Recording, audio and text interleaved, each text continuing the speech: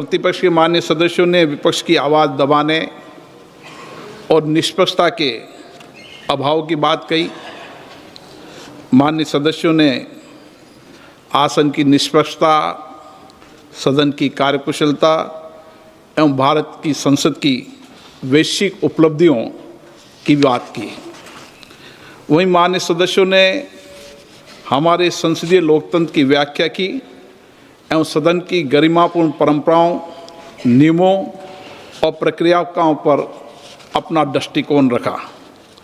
माननीय सदस्यगण, ये सदन भारत के 140 करोड़ नागरिकों की संप्रभु इच्छा का प्रतिनिधित्व करता है। यहाँ उपस्थित प्रत्येक सदस्य लाखों नागरिकों के जनादेश को लेकर आते हैं और हर माननीय सदस्य नागरिकों की समस्याओं, अभावों, कठिनाइयों को दूर करने तथा उनकी अपेक्षाएं, आकांक्षाओं, उम्मीदों को पूर्ण करने की आशा भी साथ लेकर आता है। मैंने हमेशा ये प्रयास किया कि सदन के अंदर प्रत्येक माननीय सदस्य नियमों और प्रक्रियाओं के तहत विषय मुद्दों पर अपने विचार व्यक्त करें। सभी माननीय सदस्यों को इसके लिए पर्याप्त अवसर भी देने का मैंने प्रयास किया। ये सदन समाज के अंतिम व्यक्ति में खड़े हर व्यक्ति की आवाज़ बने, ऐसा मैंने प्रयास किया। मैंने निरंतर प्रयास किया कि मैं उन माननीय सदस्यों को सदन की कार्रवाई में हिस्सा लेने के लिए प्रेरित करूं, जो या तो संकोच करते हैं या नहीं बोलते हैं। मैंने दोनों कार्यकाल में समय समय पर जो भी माननीय सदस्यों ने विचार नहीं किया, मैंने चैम्बर में बुलाकर उनको आग्रहपूर्वक किया कि वह सदन में अपनी बात रखें, अपनी क्षेत्र की आवाज़ को रखें, क्योंकि सदन में बोलने से लोकतंत्र का संकल्प मजबूत होता है, सरकार की जवाबदेही भी तय होती है। ये सदन विचारों का, चर्चा का जीवंत मंच रहा है। हमारे संसदीय लोकतंत्र में सहमति असहमति की महान परंपरा हमेशा से रही है। माननीय सदस्यगण, जब हमारे संविधान निर्माताओं ने स्वतंत्र भारत के लिए संविधान का निर्माण किया, तब उन्होंने गहन विमर्श और अनुभव के आधार पर संसदीय लोकतंत्र की व्यवस्था को अपनाया और आज दुनिया के अंदर संसदीय लोकतंत्र की व्यवस्था ही शासन चलाने की सर्वश्रेष्ठ पद्धति है। इस व्यवस्था में संसद केवल कानून बनाने का मंच न होकर राष्ट्र की लोकतांत्रिक चेतना का केंद्र बिंदु भी है। भारतीय संविधान के आर्टिकल 93 में अध्यक्ष के निर्वाचन का प्रावधान है। मुझे इस पावन सदन ने दूसरी बार अध्यक्ष पद का दायित्व और अवसर दिया। मैंने हमेशा ये प्रयास किया कि सदन की कार्रवाई निष्पक्षता, अनुशासन, संतुलन और नियमों के साथ संचालित हो। सदन में सभी को साथ लेकर सामंजस्य से व्यवस्था एवं कार्यकुशलता बनाए रखने के लिए मैंने मेरे दायित्व को निभाया। मेरा हमेशा ये प्रयास रहता है कि सदन की गरिमा, मर्यादा और प्रतिष्ठा में उत्तरोत्तर वृद्धि होती रहे। मंगलवार दिनांक 10 फरवरी 2026 को प्रतिपक्ष के कुछ माननीय सदस्यों ने अविश्वास प्रस्ताव का नोटिस दिया। हमारे संविधान द्वारा स्थापित संसदीय लोकतंत्र की व्यवस्था में मेरा हमेशा अटूट विश्वास रहा है। मैंने अपने नैतिक कर्तव्यों का निर्वहन करते हुए अविश्वास के प्रस्ताव के प्रस्तुतीकरण के साथ ही सदन की कार्रवाई से अपने आप को अलग कर लिया। पिछले 2 दिनों में इस सदन ने लोकतंत्र की एक महत्वपूर्ण संसदीय प्रणाली को पूरा किया। इस चर्चा के दौरान अनेक विचार, अनेक दृष्टिकोण, अनेक भावनाएं इस सदन के सामने रखी गई। मैंने सदन के प्रत्येक मान्य सदस्य की बात को गंभीरता और ध्यान से सुना।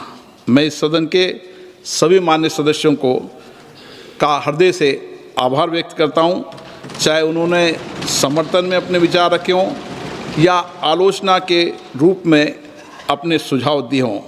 लोकतंत्र की यही विशेषता है, यहाँ हर आवाज़ सुनी जाती है और हर दृष्टिकोण को महत्व दिया जाता है। ये आसन किसी व्यक्ति का नहीं है, ये भारत की लोकतांत्रिक परंपरा, संविधान की भावना और इस महान संस्था की प्रतिष्ठा का प्रतीक है। मेरे पूर्ववर्ती अध्यक्षों ने इस सदन की मर्यादा और परंपरा को मजबूत किया और हमेशा इस सदन की प्रतिष्ठा बढ़ाई है। संस्थाएं, मर्यादा और परंपरा स्थायी रहती है।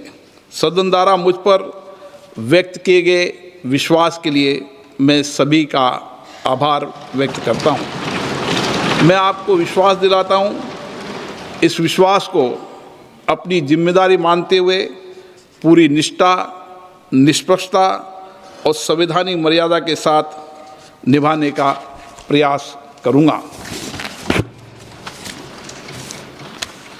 कुछ मान्य सदस्यों ने कहा कि प्रतिपक्ष के नेता को बोलने से रोका जाता है, उन्हें बोलने का पर्याप्त अवसर नहीं दिया जाता है।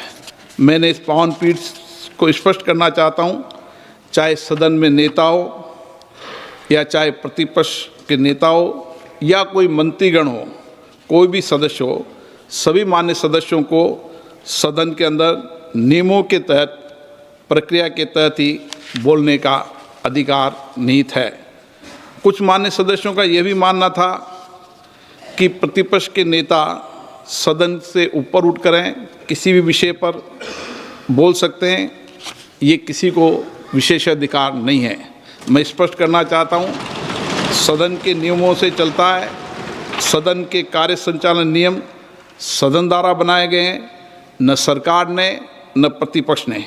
ये नियम मुझे विरासत में मिले हैं और इस सदन में सभी सदस्यों के लिए नियम समान रूप से लागू है।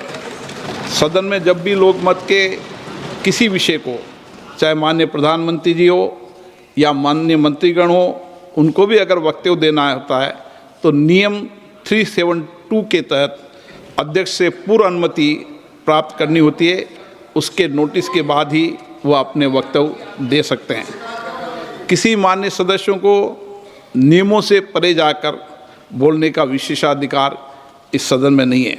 हमारे देश में लोकतांत्रिक संस्थाओं की गरिमा, मर्यादा और इसके नियमों का सम्मान की एक समृद्ध परंपरा रही है। मैं आपके समक्ष इस सदन के कुछ माननीय पूर्व अध्यक्षों का निर्णय भी उल्लेख करना चाहता हूँ। 1957 में माननीय राष्ट्रपति जी के अभिभाषण पर धन्यवाद बोलते हुए जब स्वर्गीय अटल बिहारी वाजपेयी जी ने जम्मू और कश्मीर से संबंधित कुछ फोटोज को अपने द्वारा की गई बात के प्रमाण के तौर पर सदन के सामने रखना चाहा, तो इसी चेयर ने व्यवस्था दी कि ऐसा करने से पहले उस डॉक्यूमेंट को पहले स्पीकर को दिखाया जाए, फिर वो निर्णय लेंगे। और अटल जी ने सदन का सम्मान किया, अध्यक्ष के निर्देशों की पालना की। 1 मार्च 1958 को जब माननीय सदस्य श्रीमती रेणु चक्रवर्ती ने किसी एक गैर सरकारी दस्तावेज को सदन के पटल पर रखना चाहा, तो चेयर के द्वारा ये कहकर नामंजूर कर दिया कि स्पीकर के बिना दिखाए आप सभा पटल पर ये पत्र नहीं रख सकते। 26 मार्च 1958 को एक मान्य सदस्य श्री SM बनर्जी ने अपनी बात के समर्थन में पत्र के साथ कोई कोट करना चाहा, तो माननीय उपाध्यक्ष महोदय ने ये कहकर मना कर दिया कि ऐसा करने से पहले आपको चेयर को दिखाना जरूरी होगा। ऐसे कई सारे प्रकरण हैं, चाहे लोकसभा में हो चाहे राज्यसभा में हो, जब बिना चेयर की परमिशन के किसी दस्तावेज को सदन के पटल पर या कोट करने की अनुमति नहीं दी गई है। ऐसी पुरानी परंपरा भी रही है। अध्यक्ष परेड के निर्णय से कोई भी मान्य सदस्य व्यक्तिगत रूप से सहमत या असहमत हो सकता है, परंतु सदन के नियम, प्रक्रिया, परंपराओं को लागू करना मेरा दायित्व है, कर्तव्य है।